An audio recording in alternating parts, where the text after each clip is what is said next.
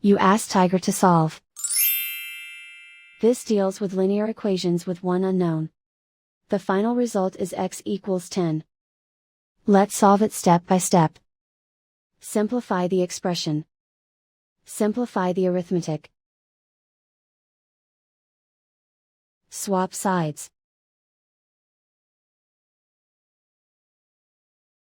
Isolate the x. Divide both sides by 14. Simplify the fraction. Find the greatest common factor of the numerator and denominator. Factor out and cancel the greatest common factor. And so the final result is x equals 10.